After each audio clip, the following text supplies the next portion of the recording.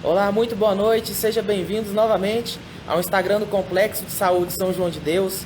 Hoje, nessa noite um pouco chuvosa aqui em Divinópolis, o clima ficou um pouco mais ameno agora no início da noite, para a gente poder trazer para vocês a 20ª edição do nosso projeto Saúde em Pauta, que hoje traz a respeito do serviço de hematologia aqui do Complexo de Saúde São João de Deus.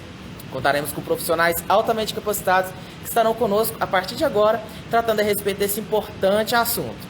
Desde já agradeço a participação de todos vocês, assistindo, acompanhando sempre o nosso projeto aqui Saúde em Pauta. É um orgulho, um prazer imenso ter vocês aqui conosco. Lembrando que as lives elas sempre ficarão salvas aqui no nosso Instagram, no IGTV e também no YouTube do Complexo de Saúde São João de Deus, tá bom? Vocês podem conferir esses e outros materiais lá no nosso canal no YouTube. Inscreva-se, ative o sininho e sempre receba as nossas notificações. Bom, então como eu disse hoje a vocês, o nosso tema será relacionado ao serviço de hematologia. Vocês vão conhecer um pouco mais do trabalho que é realizado, pela equipe de hematologia do hospital, principalmente em parceria com a ACOM, a nossa grande parceira, Associação de Combate ao Câncer do Centro-Oeste de Minas, que tem realizado um trabalho magnífico em toda a região.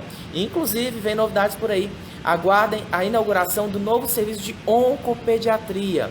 É um serviço que está deficitário em toda a região, Centro-Oeste de Minas. Então nós vamos preencher esse gargalo, esse vazio assistencial para trazer esse importantíssimo serviço aqui para a nossa região. Haja vista que muitas crianças necessitam deslocar até Belo Horizonte para realizarem seus tratamentos. Então, a partir de agora, com a inauguração do serviço de oncopediatria, que será feito agora em janeiro, esse problema vai acabar e as crianças vão poder serem atendidas aqui no nosso Hospital do Câncer, em parceria com a ACOM.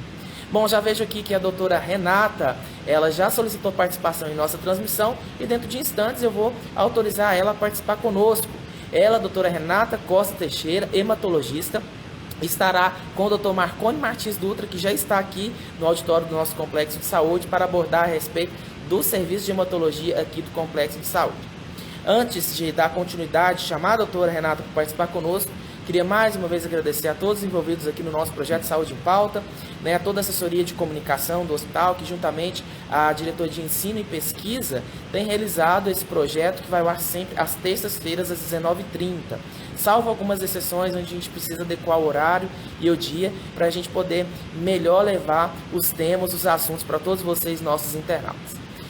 Nós já tivemos aqui a doutora Shirley Menezes falando sobre o Covid-19 na infância, a doutora Ione Matar, doutora Marina Neves, doutor Lucas Fragoso, Claudemiro Neto, doutora Ana Paula Coimbra Israel, doutora Nayara Gonçalves, tivemos também doutor Fernando Elias, doutor Fábio Henrique, doutor Vinícius Azevedo Dias e a Ana Paula Gomes Cordeiro, nutricionista aqui do nosso hospital, a doutora Fernanda Chaves, o doutor Tiago, a doutora Ana Carolina, doutora André Barragatti. Gente, muito obrigado mesmo, porque o apoio de vocês, ele é incondicional para que a gente possa realizar esse brilhante trabalho e levar conhecimento e informação a toda a sociedade. Muito obrigado às 26 pessoas que estão ao vivo nos assistindo agora. Participem enviando suas perguntas, suas dúvidas a respeito do serviço de hematologia aqui do Complexo de Saúde.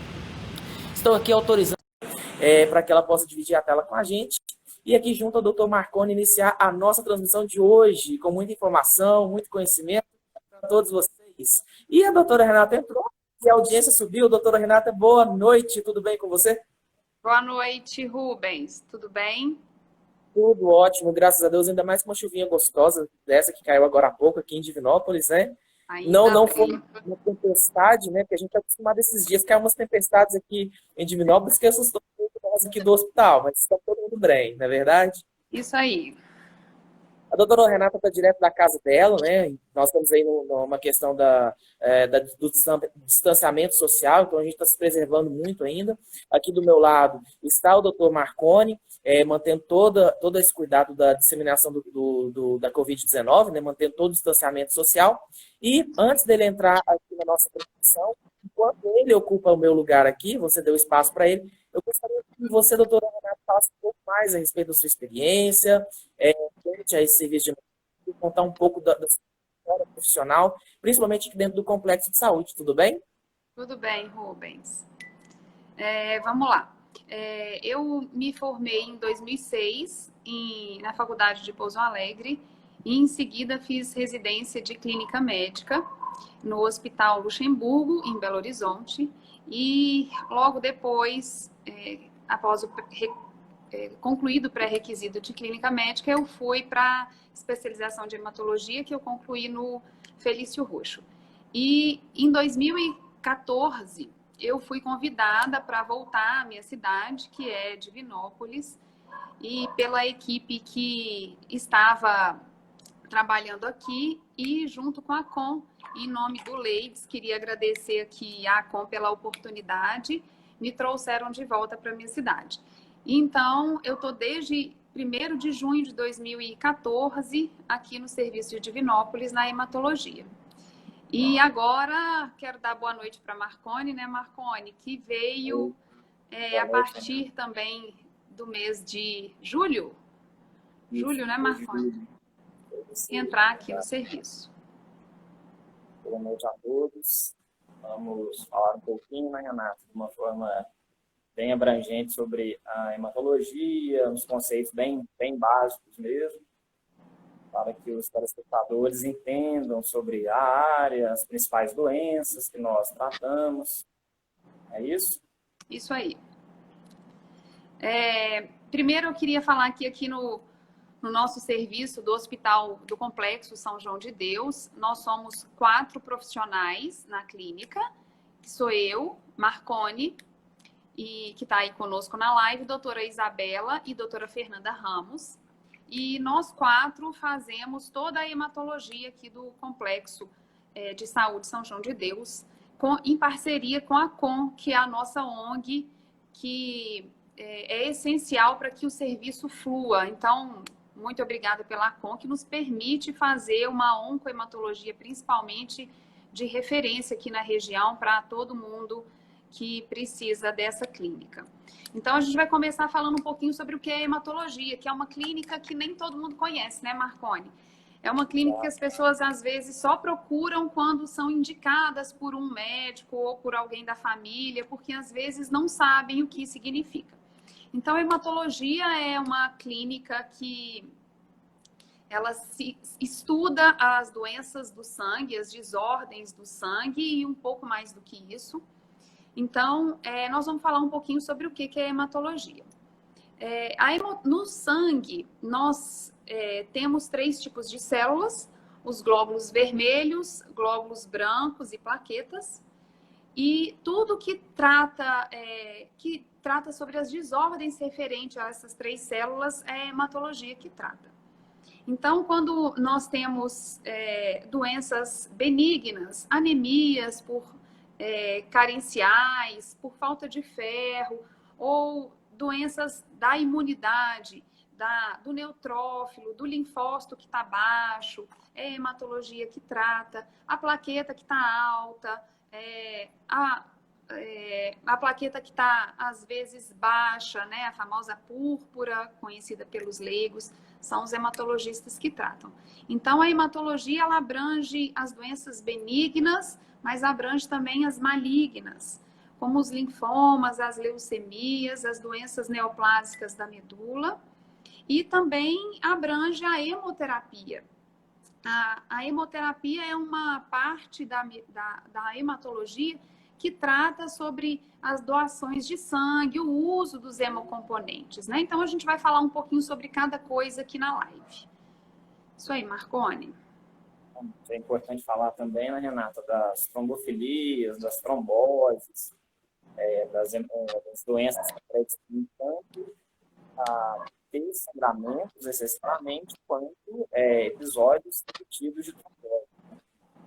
Faz parte também do grupo de doenças. Tudo está enquadrado dentro da hematologia. Isso aí. Então, assim, quando eu devo procurar um hematologista, né, Marcone? Quando que eu vou precisar de ir no consultório do hematologista? Assim, de forma bem, vamos falar assim, né, Renata? Geralmente, eles descobrem que precisam de um hematologista, muitas das vezes por um exame admissional, um exame feito de rotina, se detecta uma anemia grave, uma leucopenia. Às vezes o paciente vai fazer um exame admissional para a empresa, acontece muito, né? Os pacientes chegam para a gente nesse contexto e é detectado uma plaqueta alto, uma plaquetose, uma anemia grave, às vezes até uma hemoglobina menor que 10. E muitas das vezes os pacientes são encaminhados para nós por outro colega de outra especialidade, justamente por isso, por serem achados ao acaso, essas alterações do hemograma. Isso aí. Então, às vezes, um exame no hemograma, né, que é o simples exame de sangue, o médico do trabalho vai encontrar esse problema. Então, assim, uma das coisas mais comuns que a gente vê no consultório é o paciente que procura a gente por conta de anemia, né? E aí, toda anemia a gente deve tratar com sulfato ferroso? É sempre falta de ferro? Né? É uma pergunta que sempre está no consultório e que a gente sempre responde. Então, a hemoglobina, que é o nosso glóbulo vermelho, né? A hemácia, que tem a hemoglobina, ela é responsável, quando ela está baixa, por causar a anemia. E nem toda a anemia é por deficiência de ferro. Então, nós temos inúmeros tipos de anemia. A anemia ferropriva, por deficiência de ferro, é a principal causa de anemia, mas não a única. Então, sempre que você for tratar uma anemia, não deixar de dosar o ferro antes, de saber se é a falta de ferro que está causando essa anemia. Existem outras doenças que também causam anemia. Quais são elas? Outras deficiências de vitamina, como ácido fólico, vitamina B12, doenças primárias da medula óssea, onde você não tem a produção do sangue, né? Uma mielodisplasia, um mieloma múltiplo. E, além dessas, nós temos anemias por doenças crônicas. Você tem uma doença autoimune, você é um transplantado, um doente renal. São outras causas de anemia. Então, nem toda anemia é causada por deficiência de ferro. Procure um hematologista se você tiver anemia. E quanto é a hemoglobina que eu devo ter? Não importa a idade, pessoas maiores que 14 anos devem ter, mulheres, hemoglobina maior do que 12 e homens maior do que 13. Né? Então, não importa se você tem 80 anos e é mulher, você tem que ter 12 de hemoglobina. A gente não fica mais anêmico porque está mais velho. E grávidas também, grávidas a exceção, né? A grávida pode ficar aí com 11 de hemoglobina. Né, Marconi? Então, assim, a anemia é uma causa muito frequente. E vou te fazer uma pergunta que geralmente vem muito junto com essas queixas de anemia. A anemia vira leucemia, Marconi? Assim, Renata, existem algumas alterações que, principalmente a síndrome mielodisplásica, que é uma doença da medula óssea, em que muitas das vezes os pacientes inicialmente se apresentam com uma anemia, algumas vezes uma anemia até moderada a severa, com hemoglobina menor do que 10, e com a evolução natural da doença, essa doença pode se transformar em uma leucemia aguda.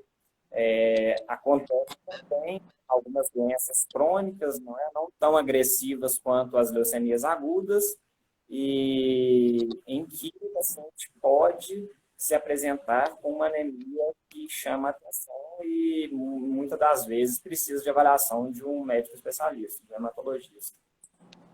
Isso aí. Então, a anemia, ela só vai ser uma causa de leucemia se a doença que a provocou for uma doença que predispõe à anemia. Então, uma anemia por deficiência de ferro não vira leucemia, uma anemia por doença crônica não vira leucemia, isso é um mito, né? A anemia só vai virar uma leucemia se ela for uma mielodisplasia. Então, a anemia não vai ser a doença, ela vai ser o sintoma, né? Então, isso é um mito. E aí, outra pergunta aqui que também agora na época do Covid, a gente está falando sobre os glóbulos vermelhos, né? Uma outra pergunta que sempre vem ao consultório é se a pessoa que tem o traço falciforme, se ela é capaz de ter anemia. Então, isso é uma outra coisa que a gente vê muito, Lembrando que a hematologia trata sobre as hemoglobinopatias, né? Hoje aqui em Minas nós temos um grande centro, o nosso hemocentro é o Hemominas, e é o Hemominas que trata as hemoglobinopatias como as anemias falciformes. E quando você tem um defeito que é hereditário, foi o seu pai que te passou um gene, sua mãe te passou outro, isso provocou uma doença estrutural da hemoglobina, da hemácia, a sua hemácia tem forma de foice e aí a gente chama de anemia falciforme. A anemia falciforme é que é a doença. Quem não tem a doença só carrega o traço, quer dizer, herdou do pai ou da mãe o traço falciforme. Essas pessoas que têm o traço falciforme não têm a doença, não é, Marconi? O traço não causa anemia, né? Então, realmente não tem uma preocupação grande. Você só tem que se preocupar quando você tiver filho e você for casar ou tiver ali com um parceiro, tem que fazer exame do parceiro para ver se seu filho pode ter realmente essa doença, mas o traço não é problema. E estou vendo uma perguntinha aqui. Fui diagnosticada com SAF, mas meus exames deram normais depois de um tempo e tenho SAF. Então, assim, SAF é uma outra doença que a gente trata, né? Que é síndrome do anticorpo antifosfolípide, né, Marconi? E é uma doença que é a hematologia que trata. Então, vou deixar o Marconi falar um pouquinho agora sobre as trombofilias, já que surgiu essa oportunidade. A SAF, nós podemos colocá-la, conforme a Renata já explicou o que significa a sigla, né? Nós podemos considerá-las como dentro de um grupo de doenças em que os pacientes estão mais predispostos a terem episódios repetitivos de trombose, de acidente vascular encefálico, e muitas das vezes essas tromboses não são em sítios, em locais muito usuais, nem sempre será uma trombose na perna, na panturrilha. Muitas das vezes, as tromboses podem acontecer em vasos do abdômen,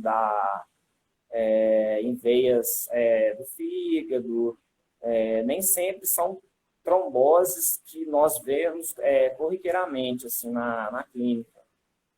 Então, realmente essas doenças requerem uma investigação mais aprofundada, com exames específicos.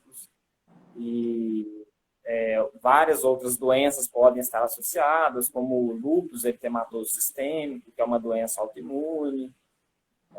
Existe sempre essa necessidade de associação com outras doenças também.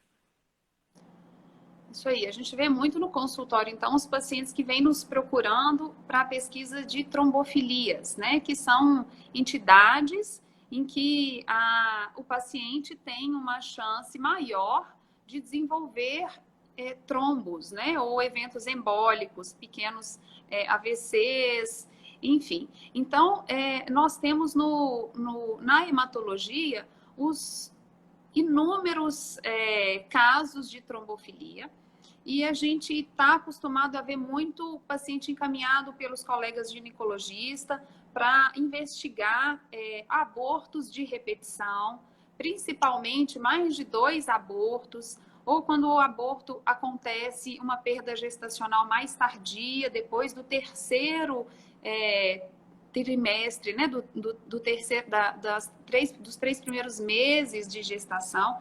Então, as trombofilias devem ser investigadas.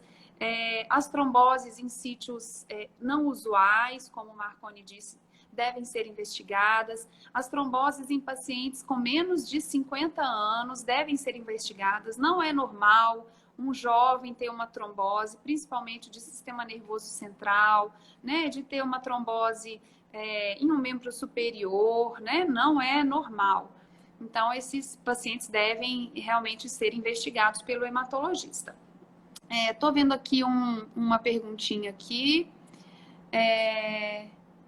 Microhipo com eletroforese de hemoglobina normal, ferro dentro dos valores de referência, é necessário mielograma? Então, vamos lá. Na hematologia, a gente tem um estudo, eu adoro hematologia, sou muito apaixonada com isso, porque é uma entidade muito completa.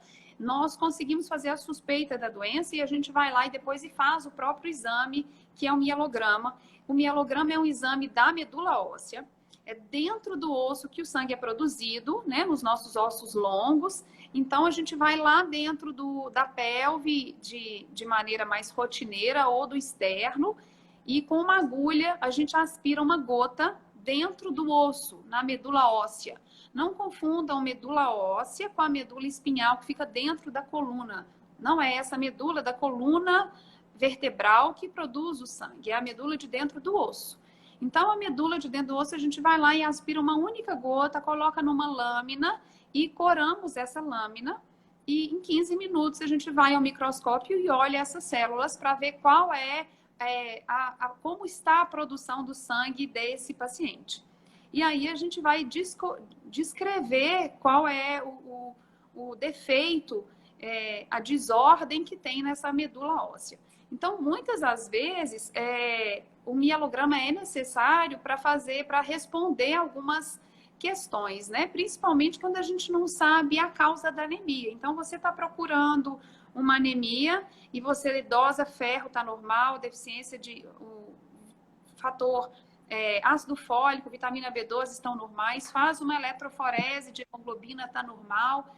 Mas se for hipo e micro, a gente tem que investigar a talassemia também, que é uma desordem da hemoglobina, e aí não precisa de mielograma, a gente tem que fazer outros tipos de exame e para poder fazer o diagnóstico, né? Então, não precisamos de mielograma nesses casos, não. Né? Vamos lá, Marcone. Mais uma coisa que está muito em alta que eu coloquei aqui para a gente discorrer um pouquinho sobre as imunidades, né? É dentro do sangue que nós temos glóbulos brancos, que são responsáveis pela nossa defesa. E a nossa defesa, ela é chamada de imunidade, né? E muitas vezes a gente vê no consultório os pacientes querendo investigar que estão com a imunidade baixa.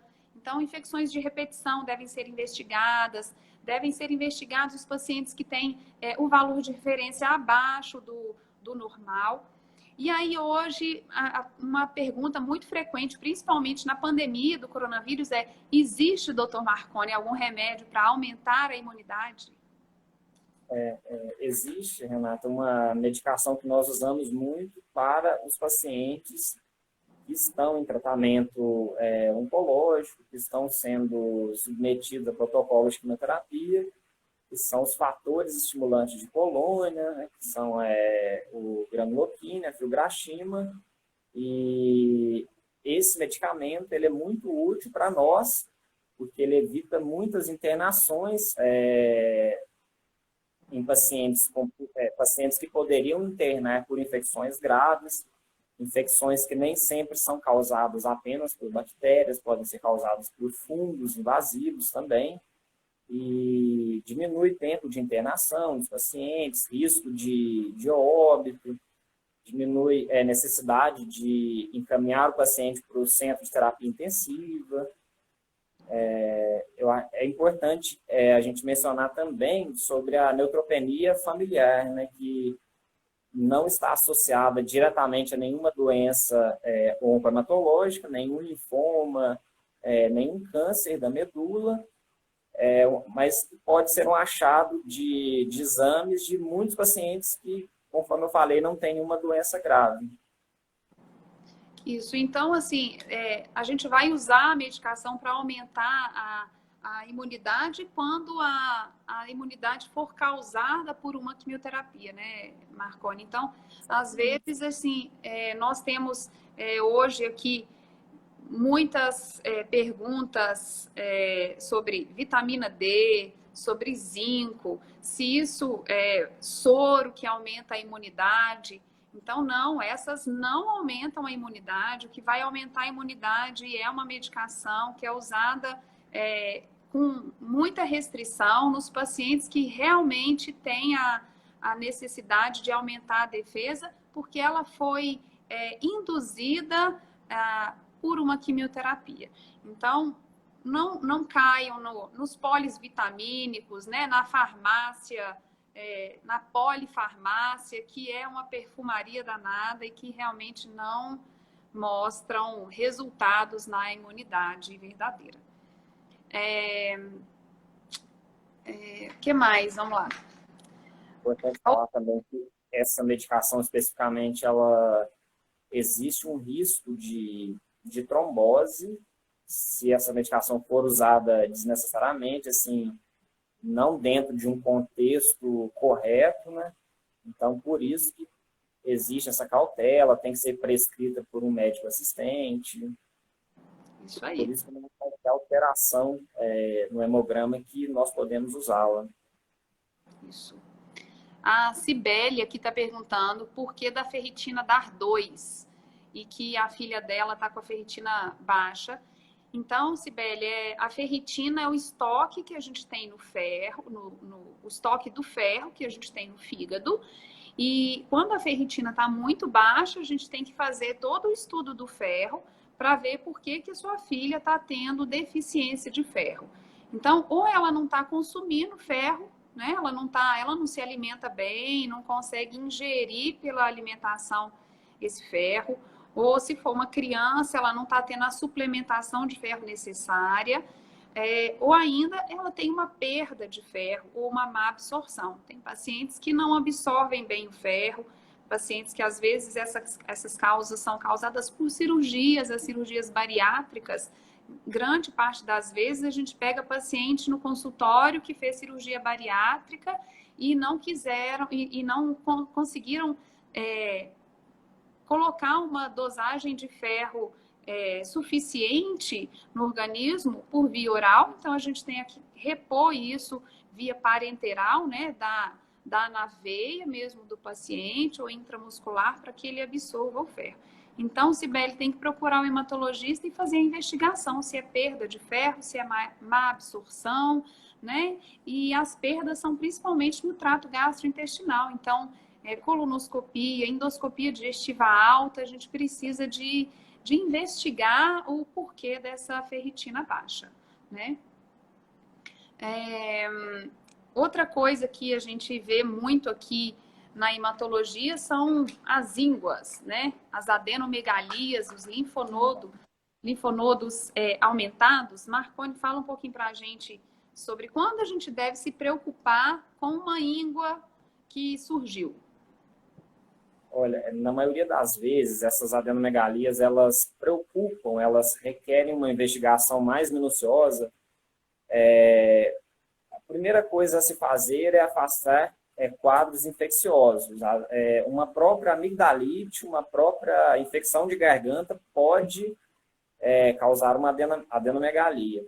O que chama atenção nas adenomegalias de doenças, vamos dizer, malignas, é a consistência. Geralmente, os linfonodos eles são aderidos aos planos mais profundos, eles não são palpados superficialmente, são linfonodos duros, e habitualmente são maiores do que 2 centímetros.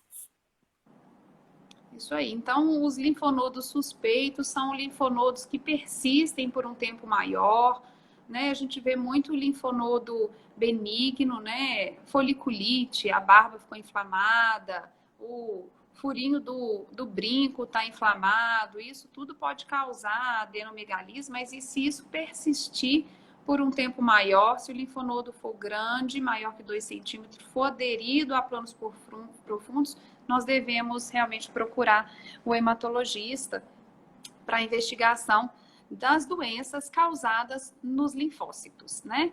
Então, os linfócitos são células de defesa e que formam uma estrutura chamada linfonodo, que é popularmente conhecida como íngua. Então, quando esses linfonodos estão aumentados de tamanho, quando eles estão persistentemente presentes, eles podem ser um sinal de uma doença chamada linfoma. O linfoma, então, é uma doença neoplásica, né? É um câncer da íngua, que é o linfonodo, e que pode causar Prurido, que é a coceira. Então, o paciente vem com muita coceira no consultório. Ele vem com febre, às vezes uma febre sempre no mesmo horário, no final do dia. Ele vem com suor excessivo, principalmente à noite, e vem com essas ínguas. E aí a gente tem que pedir para um cirurgião fazer a retirada completa desse linfonodo, analisar, e aí vem esse diagnóstico para a gente de linfoma. Então, os linfonodos são estruturas que podem adoecer, que merecem atenção e que a gente deve procurar o hematologista se esses linfonodos estiverem persistentemente aumentados e grandes, né? O que causa isso? Eu acredito que seja o linfonodo grande, né? Nós temos algumas causas. Por exemplo, o uso de produtos químicos em excesso. Então, quem trabalha com thinner, solvente, gasolina, graxa, são pessoas que têm uma predisposição maior de ter os linfomas. Mas mesmo quem não trabalha com nada disso, tem chance de ter um linfoma. Acontece uma mutação em uma determinada célula e a gente não consegue descobrir a causa dessa mutação. A gente, às vezes, não consegue achar a causa do linfoma. Então, assim, todos nós estamos vulneráveis a tê-lo, né? Apesar de ter alguns fatores de risco, todos podemos ter e desenvolver o linfoma. O prurido é em todo o corpo? A Rosângela está perguntando aqui, ou em local específico. O prurido é em todo o corpo. Hoje mesmo, Rosângela, eu atendi uma paciente com um linfoma, uma jovem, com um linfoma de Hodgkin, com inúmeras lesões de pele, porque o prurido era muito importante, tem quase 1 ano de evolução, e ela demorou a realmente perceber que esse linfonodo estava aumentado e que foi a causa do prurido. Ela voltou hoje, depois de um ciclo de quimioterapia, com cessação completa do prurido. O prurido desapareceu. Também, Renata, a exposição à radiação é um fator de risco, assim, bem... não deve ser, assim, esquecido, né, com relação à predisposição para doenças linfoprolíferas ativas, os linfomas. Então, a gente sempre questiona para o paciente que chega com a suspeita de linfoma também. Isso aí. Denise está aqui nos lembrando que um assunto recorrente é sobre a ferritina alta, que nós falamos um pouquinho aqui sobre a ferritina baixa, né, uma pergunta, e a ferritina alta. É um assunto muito recorrente, realmente, no consultório. Toda semana tem pelo menos um paciente. Então, um beijo, Denise. Denise foi minha chefe lá no Felício Roxo. E ferritina alta é realmente um assunto frequente, porque às vezes ela faz parte do check-up do clínico. O clínico geral pede um exame de ferritina e aquele exame dá alto acima do valor de referência e o paciente corre para o hematologista para descobrir por que essa ferritina está alta. Então, a ferritina, além de ser o estoque do ferro, ela também é uma proteína de inflamação. Então, quando você está num estado inflamatório, a ferritina também aumenta.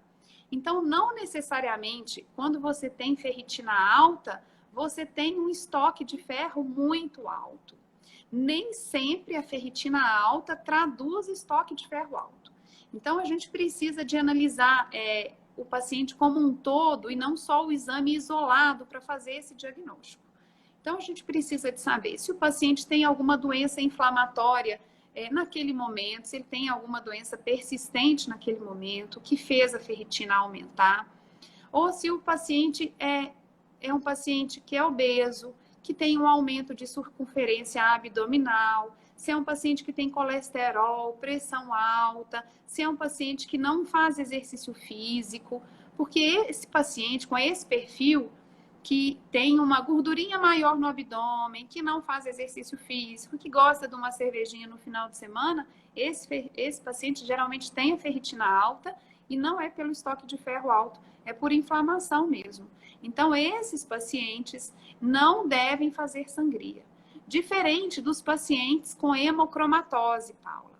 Hemocromatose é uma doença hereditária, em que o paciente não tem, em que ele tem uma mutação e ele não consegue eliminar o ferro do organismo. Então, o ferro aumenta e, por consequência, a ferritina também.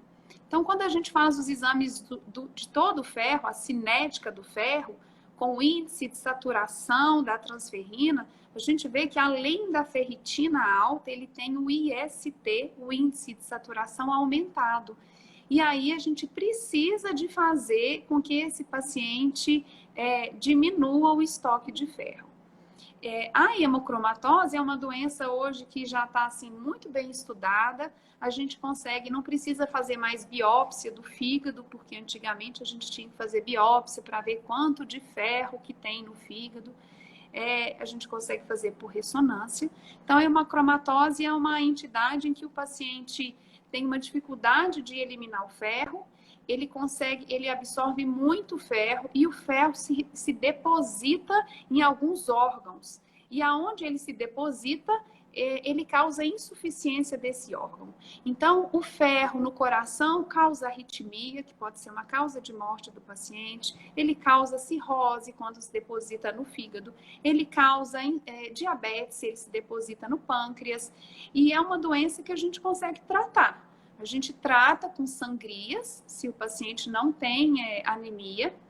E, às vezes, a gente precisa de fazer um quelante de ferro se o paciente não tem condições de fazer sangria, que é uma medicação que faz retirar o ferro ali do organismo, né? Mas é uma doença que precisa de controle aí cronicamente, né, Marcone? Alguma coisa que eu me esqueci sobre hemocromatose?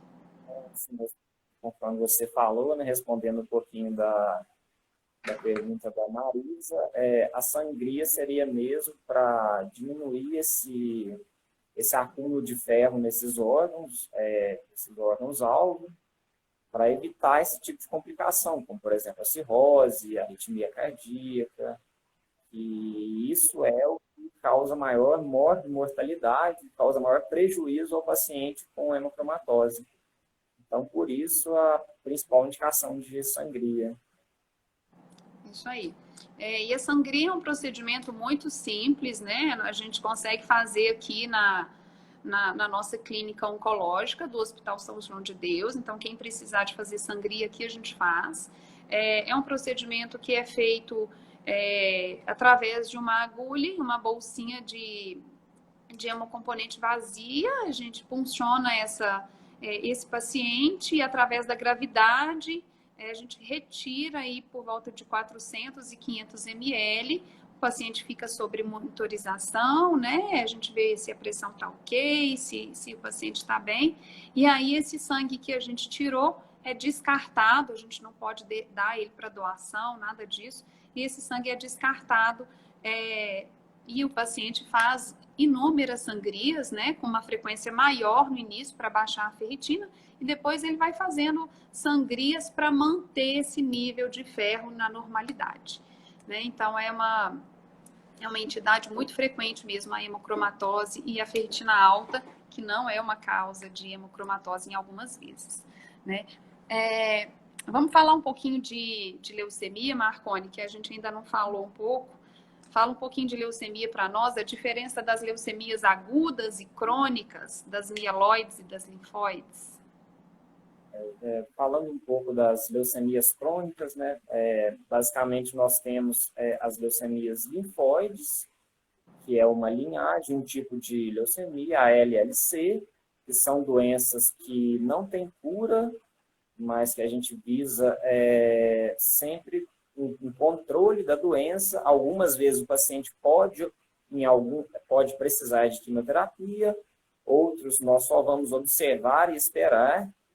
Muitos pacientes passam vários anos com leucemia linfocítica crônica sem indicação de quimioterapia, mas alguns pacientes são mais graves e requerem um tratamento mais imediato.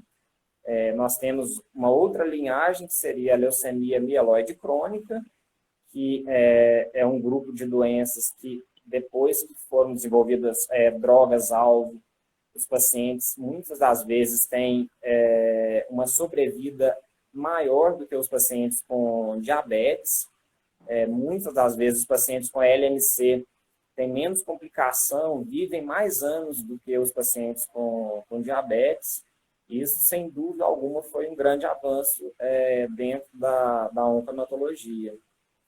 Aí, essas doenças diferem um pouco das leucemias agudas, que são doenças mais graves, que requerem uma intervenção mais rápida possível, visando a cura do paciente mesmo, e muitas das vezes a quimioterapia não será suficiente, esse paciente pode ser candidato a um transplante de medula. Muitas das vezes ele recebendo a medula de outra pessoa, seja um parente próximo, um irmão, como por exemplo, ou uma outra pessoa do banco de doadores de medula, o REREM. Então, lembrando que aqui no nosso serviço, no Complexo de Saúde São João de Deus, a gente trata todos esses tipos de doença. A gente trata através da ACOM e do complexo. A gente trata os pacientes oncohematológicos, que são aqueles que têm as doenças neoplásicas do sangue. Então, as leucemias, como o Marconi falou, as doenças crônicas e as doenças agudas. Então, a gente trata as leucemias agudas, as leucemias crônicas. A gente trata aqui também os doentes com doenças benignas, né? Que não são cânceres, mas que merecem tratamento, como as hemocromatoses, a gente trata.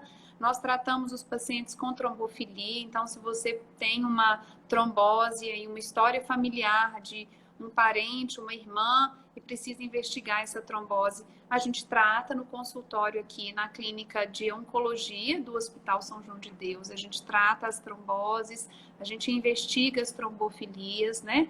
A gente investiga a SAF, e a gente faz pouco aqui hemoterapia, né, Marconi? A hemoterapia, que é uma parte da hematologia que trata sobre os hemocomponentes. Então, essa parte fica mais a cargo do nosso hemocentro, que é o Hemominas. Aqui no nosso hospital, a gente tem uma agência transfusional que faz todo o fracionamento do sangue e a gente recebe o sangue de lá, né? O sangue e os seus derivados, né? E para poder aplicar aqui nos nossos pacientes. Então, quem precisar de hematologista, nós atendemos aqui.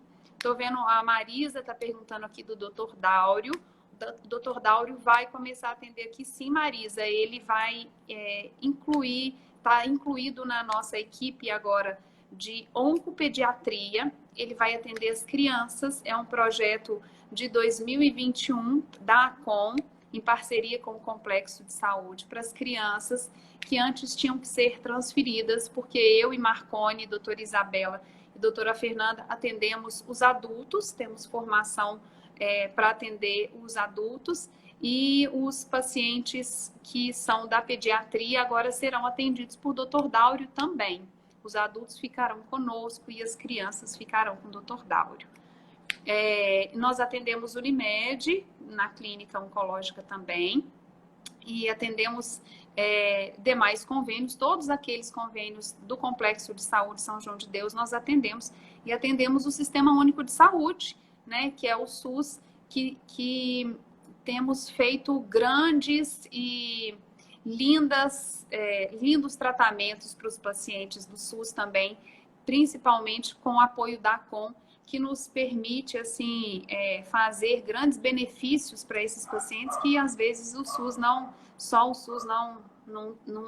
nos proporciona, né? Então a ACOM tem sido uma parceira muito bacana. O telefone para o agendamento aí, o Hermes está perguntando, 3229-8280 para agendar consulta com a hematologia, comigo, doutor Marconi, doutora Isabela. E estamos aí à disposição para quem tiver mais alguma pergunta, né, Marconi? Mais alguma coisa, alguma consideração? Perguntaram aqui em cima, eu estou procurando, quais são os exames que detectam a SAF? falar alguma coisa a respeito? Para a gente detectar SAF, então a gente não vai se ater só a exames. Você perguntou sobre o exame, a gente vai responder. Então a gente faz anticoagulante lúpico, a gente faz cardiolipina, IgG, IgM, a gente faz FAM e a gente faz beta-2 glicoproteína. E esses são exames importantes, mas eles isoladamente não fazem o diagnóstico de SAF. O diagnóstico de SAF é feito pela alteração laboratorial com alteração clínica. Então, precisa de ter uma história de trombose, de perda gestacional, história familiar. Então, quem está com dúvida e está precisando, pode agendar consulta lá na clínica de oncologia com a gente para a gente investigar. Realmente é uma entidade que merece muita atenção, porque pode trazer muitas complicações e, às vezes, está muito relacionada ao lúpus. Antes era uma entidade só, SAF e lúpus. Hoje não. Hoje a gente já separou. Tem gente que tem lúpus e não tem SAF, e tem gente que tem SAF e não tem lúpus. Então não andam tão juntas mais. Mas tem que ser pesquisada a associação das duas doenças. Não é isso, Marconi? E lembrando que muitas das vezes os exames precisam ser repetidos, com um intervalo de pelo menos 3 meses, para um diagnóstico de SAF. Isso mesmo. É um diagnóstico muito fácil de ser fechado. É uma investigação mais minuciosa mesmo. Eu vou lembrar aqui um pouquinho também sobre as plaquetas. A gente falou um pouquinho. A plaqueta é responsável pela coagulação do sangue. E a gente tem duas vertentes nas alterações plaquetárias, né? Duas não, a gente tem inúmeras, na verdade. Tem distúrbios de coagulação também relacionados à plaqueta, mas o que a gente vê muito são pacientes com plaquetas baixas, e essas plaquetas, essa plaquetopenia deve ser sempre investigada. Pode ser uma causa de doença benigna, mas pode ser uma causa de doença maligna. E a gente também tem que investigar quando a plaqueta está alta. Então, a plaqueta acima de 450 mil também é um motivo da gente procurar o hematologista e investigar. A gente tem que investigar realmente as doenças neoplásicas, que são as trombocitemias essenciais. A gente tem que investigar quando a plaqueta está baixa, que são as púrpuras ou que causam outras doenças que causam essa plaquetopenia, as mielodisplasias, os mielomas, né? Então, a plaqueta também deve realmente lembrar, a gente deve lembrar dela na hora do hemograma, né? Se o seu clínico não te pediu aí um hemograma, vale a pena você se atentar a isso, né? Olha lá se a plaqueta tá ok, para a gente ver isso. E sobre os mielomas também, que a gente não falou um pouco, né, Marconi? Mielomas os mielomas são desordens na medula óssea, né? Uma neoplasia maligna, né? É um câncer do sangue que hoje a gente tem uma prevalência muito alta dentro da nossa clínica, né? Dentro da nossa realidade aqui, que são doenças causadas por uma proteína causada por uma célula doente dentro da medula óssea, do plasmócito. Então, são realmente pacientes que têm anemia, que têm lesões ósseas, que têm, às vezes, uma disfunção do rim. Esses pacientes, cálcio aumentado, a gente precisa de investigar o mieloma múltiplo. Às vezes muitas das vezes eles vêm pelos ortopedistas, né, Marconi? Os ortopedistas nos encaminham, porque o paciente veio com uma fratura, fez uma ressonância que estava com dor na coluna. Então, assim, dores lombares e anemia, tem que lembrar do mieloma múltiplo, né? Pacientes com eosinofilia, até que é frequente no consultório também, menos frequente, não tanto frequente. Porque as eosinofilias, elas podem ser malignas, mas elas podem ser benignas. As eosinofilias podem ser encontradas nos pacientes com alergia, né, Marconi? Muito paciente com alergia fica com eosinofilia. E aí, outra causa de eosinofilia são as verminoses, né? Então, se você aí não tomou um antiparasitário no último ano, está com eosinofilia, não tem história de asma ou de alergia, a primeira coisa que a gente faz é dar um antiparasitário e pedir um retorno depois com um novo hemograma para ver se a eosinofilia é persistente. Se ela se persistir, a gente merece investigar mesmo, né?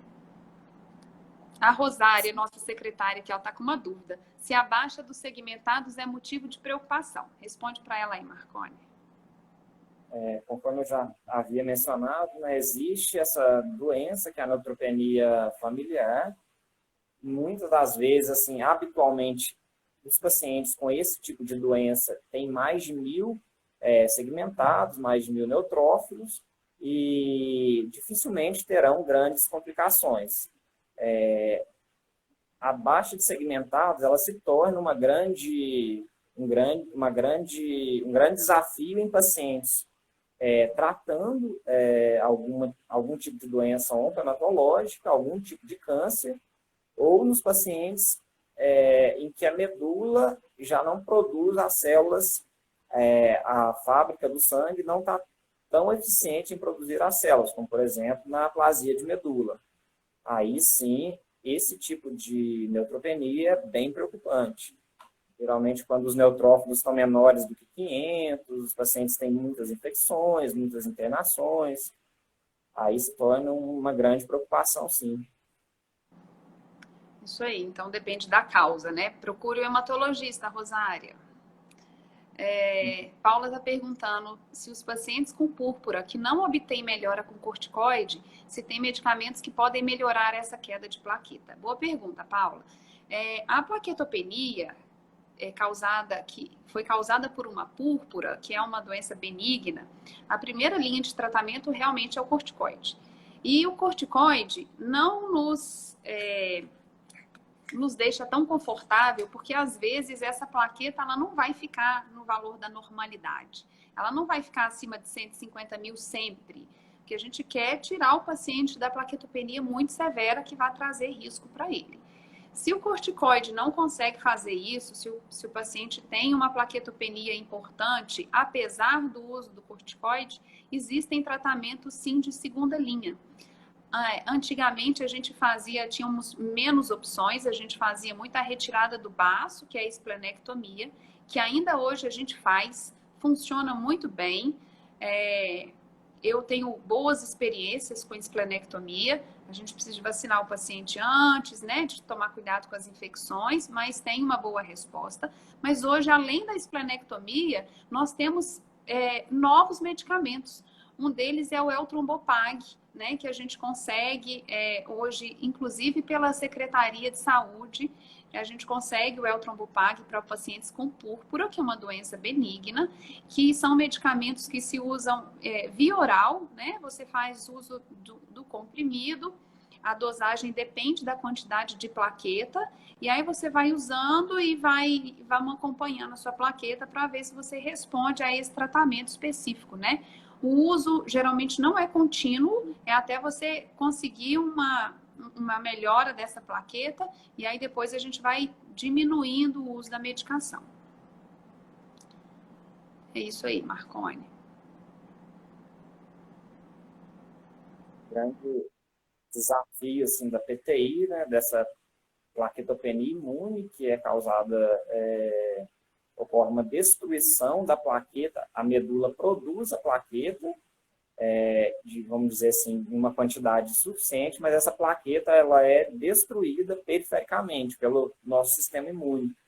E gera até uma certa ansiedade em nós, que somos médicos, porque muitos pacientes com mais de 30 mil plaquetas, eles não têm indicação de tratamento, conforme os protocolos pregam, e muitas das vezes isso gera um risco para o paciente, por exemplo, paciente que pratica esportes radicais, um atleta, ele tem que ter algumas cautelas devido a um risco maior de sangramentos no sistema nervoso.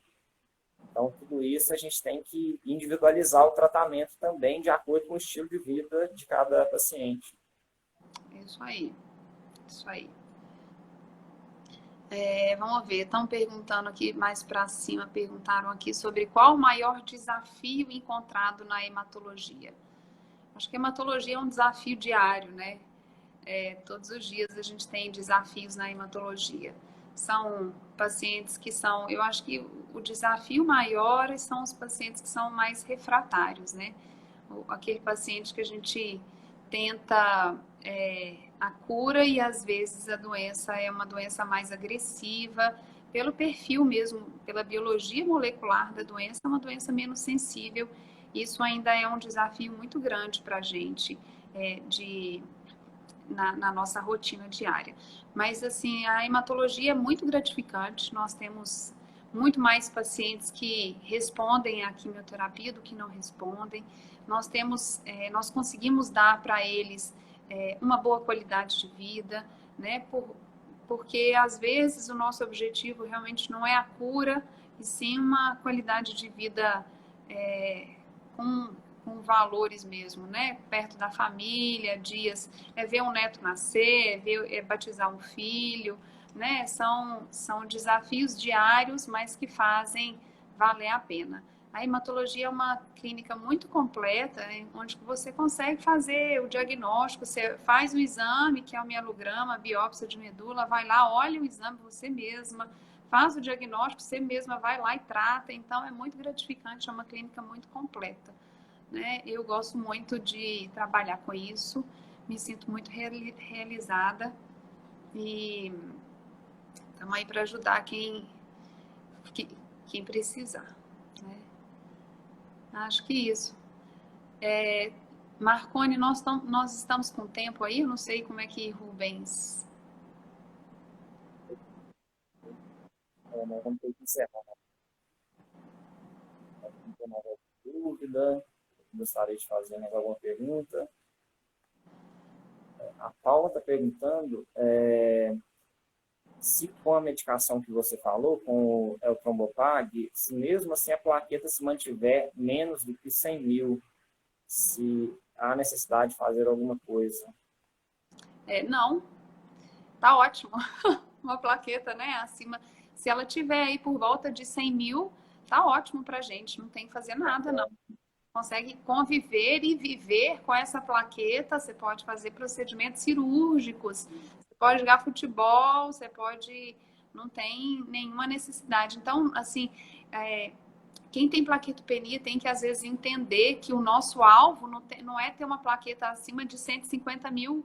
O nosso alvo, o nosso objetivo é tirar você do risco de sangramento. Então, com 100 mil plaquetas, aí entre 50 e 100 mil plaquetas, tá ótimo. Né? O remédio, a medicação não nos garante uma plaquetometria tão alta.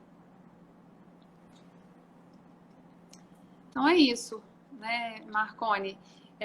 Nós estamos à disposição, quem precisar de atendimento, a gente atende pela Unimed também, a gente atende os outros convênios todos do Complexo de Saúde, a gente atende na clínica oncológica do Hospital do Complexo de Saúde São João de Deus, no telefone 3229-8280. Nós atendemos os pacientes do Sistema Único de Saúde através da ACOM, né, que é através do Hospital do Câncer, que tem parceria com a ACOM, que é a nossa ONG do Centro-Oeste Mineiro de Combate ao Câncer, que tem nos proporcionado muitas facilidades para os pacientes. Então, quem estiver precisando, estamos à disposição para atender a todos, né?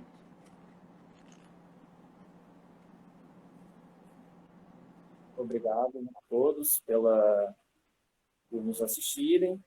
E é isso aí, vamos encerrar. Muito obrigado ao Complexo pela oportunidade e uma boa noite a todos. Doutora Renata, muito obrigado pela sua participação. Estou de volta aqui à tela do nosso Instagram. Vou retirar aqui a máscara agora. Tomei o lugar do Dr. Marcone novamente. Mas queria te agradecer por ter aceitado esse convite que foi feito a você, Dr. Marcone, por ter compartilhado esse conhecimento que é tão importante para a gente, tão importante para a nossa sociedade. E a gente pôde perceber que a live foi muito interessante porque nós tivemos aqui inúmeras participações, né? Sim, Rubens, também fico muito feliz. Estou vendo aqui que tem paciente meu aqui que está logado, a Érica, né? Érica, um abraço. Tem uma parente que é paciente, né? Eu vi aqui Dona Dalva, a filha da Dona Dalva estava logada também. Então, assim, importante, a gente vai ficar sempre disponível para quando houver necessidade, houverem dúvidas, quiser fazer lives mais específicas, sobre temas mais específicos, estamos à disposição, porque conhecimento deve ser compartilhado, né, Rubens? Nós estamos aqui para compartilhar mesmo o conhecimento. Vocês têm muito conhecimento, dá para fazer uma live imensa aqui.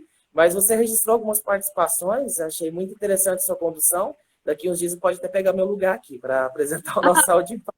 Cada um Muito na bem.